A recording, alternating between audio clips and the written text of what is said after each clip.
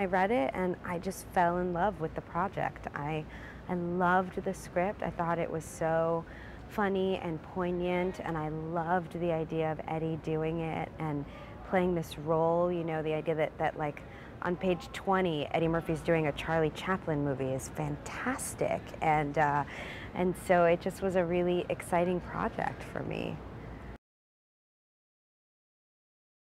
I play Caroline, and I am Jack's wife, Jack being played by Eddie Murphy.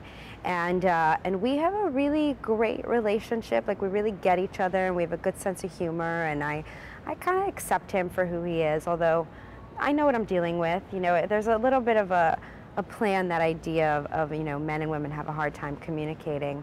And but we handle it well as a couple. And then this thing happens in his life, unbeknownst to me, where he literally loses his ability to communicate. And I just sort of think it's one of those men are from Mars, women are from Venus things, where he won't talk to me and we can't talk to each other, you know, meanwhile he's under this life or death spell. So it's a really cool dynamic, and a great kind of arc that he and I go through. Jack is very charming, you know? I mean, he's really charming and funny, and he's driven and ambitious and, you know, excited about life, and excited about pursuing his dreams. And I imagine that when they were courting, you know, he pursued Caroline in a very similar way to how he pursues his work now, you know? And that's part of the shift for my character, is kind of like, wait, you know, I used to be the one where it was all, you know, fancy talk and, you know, effort and sweet talk and charm, and now that's all about your work and not about us. Caroline really, really wants for Jack to be more invested in their family life in general, not just in terms of the structure of the house, but the structure of their life together. You know, she wants him to commit to these Daddy and Me classes, and she wants him to, you know, just make the family a focus. And it's a terrible coincidence that the day she decides to approach him about really being more present as a dad and showing up and being available, he can't speak, and so she thinks that he's not interested in showing up as a dad. Caroline decides to take a risk and spice up their life in bed, and it doesn't go so well.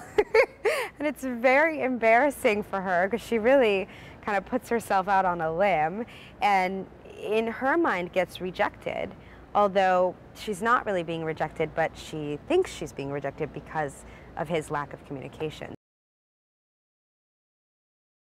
It reminds me of some of the older kind of Eddie Murphy fish out of water films, you know, like Coming to America or Beverly Hills Cop. There's a real, you know, there's a real sense of the humanness of his character in a difficult situation. And it's been a blast to work with Eddie.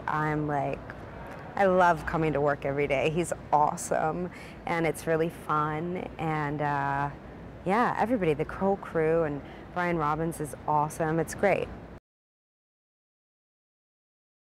I love making Eddie laugh, because I feel like, yes, like if you can make Eddie Murphy laugh, you're really funny. You know what I mean? Like, he knows funny, so that's like my goal, is to always make Eddie laugh at least once. Brian's great. Brian's really, really great. I mean, I feel like he's always available for my questions and concerns. Oh yeah, you have to ad-lib. You definitely have to ad-lib.